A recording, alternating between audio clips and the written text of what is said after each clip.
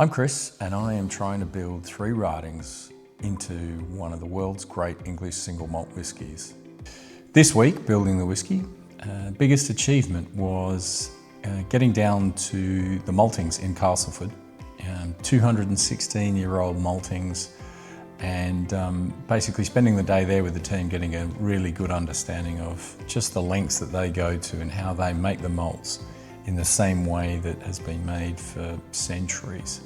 And some of the stuff they've got there, being a 216-year-old maltings, it was really, really interesting and just absolutely fascinating to learn all about the little steps in the process of how do you take a grain of barley all the way through to being a malt, and then all the different kinds of malts that you can create.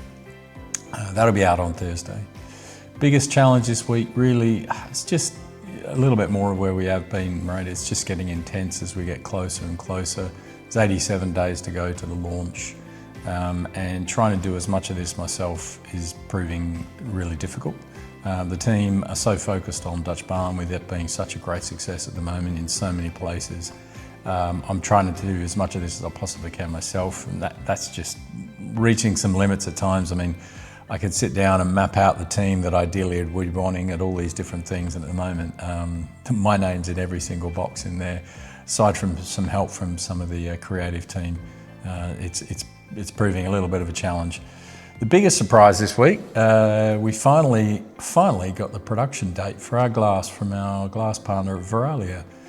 So 26th of August. But that's not the big news. The big news is they've managed to give it to us in their new 100% recycled Vista glass, which is amazing because we're just doing a small run, so we sort of have to bolt onto the back of someone else's run for this first load of glass. And so we have to sort of squeak in with their schedule, and it was a possibility that we get the Vista glass, but they've confirmed that we'll be in the 100% recycled, which is awesome for 3 writings. So really big thanks to Nolan and Fiona for making that happen, and we'll get down there on the 26th of August and capture some of the footage of that glass being made, which will be fascinating. So really the main story this week is, as I mentioned, 87 days to go before the launch and the dinner at the Grand. And right now a lot of the work is just chasing down suppliers, lines, processes, and just making sure nothing really drops through the cracks. There's a lot of possibility that happens, so I'm doing my best. As I mentioned, got the bottle date. We've got options on the gift box, but timeline and costs are an issue. Dust bag is on its way via FedEx, so I can't wait to see those samples. Collector's box, just waiting on some final costs and bits and pieces, closures orders, labels, final embellishments, just trying to design and lay them down with the label guys. I had a really good session last week with Liam, our head distiller, about the future casking. So what we've currently got, what age of everything is, and then looking at what casks do we need to buy to basically for future releases that we've mapped out the next 3 to 4 years of releases. So we've got a good idea, and we've got a sense of how we're going to bring those to market and what we need from a wood standpoint to make that happen. The website is an area where we've got to do some upgrades. Got to launch the product pages, which are coming obviously with the various options of the first release to come on sale. Surprisingly amount of work that needs to be done there, so we're going to have to get some help with that. And then also the launching of the waitlist, which is something that's going to be coming soon, where people can basically get on a waiting list and be there and get early notice in terms of when they can buy the first release, which hopefully loads of you want to buy. What did I learn? So this week, really, the most fascinating thing was just learning a much deeper understanding of the process of malting and understanding the lengths that Fawcett's go to in terms of how they make their malts, how they take their time, what they do to develop the flavour, and really going to sort of really in-depth understand, with them being primarily a malt provider for brewers like Theakston and others, their focus on quality and taste and the aspects that then go through to make an amazing beer also revealed just some of the things that I think are sort of hidden behind the scenes in a lot of other whisky distilleries.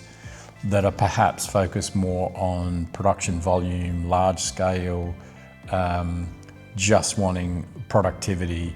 Those grains don't make great beers, but they make a lot of sugar and they probably convert to alcohol at a really high rate.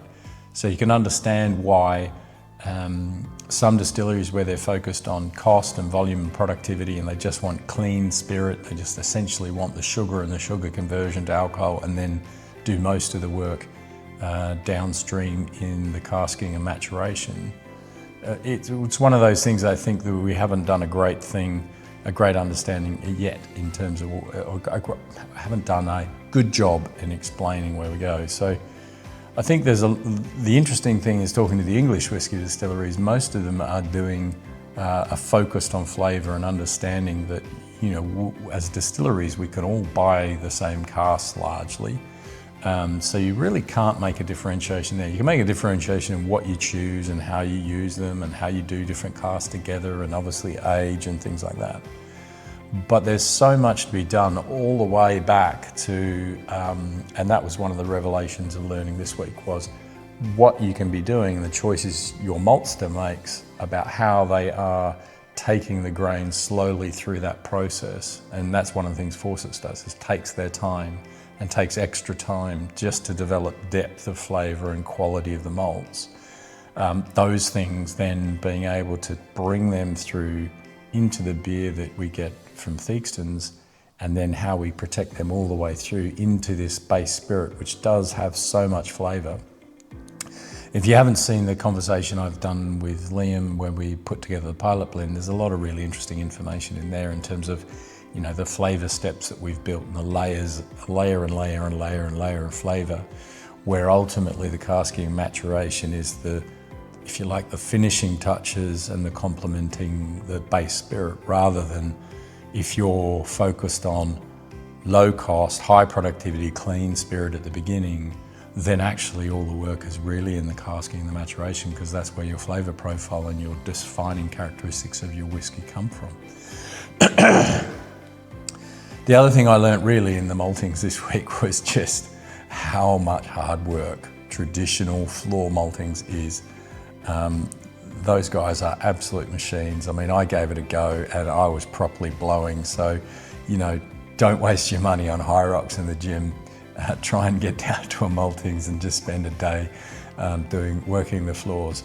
They are very low ceilings because obviously they were built at a time when someone who's 6 foot like me wasn't really putting the norm, and it's back-breaking hard work.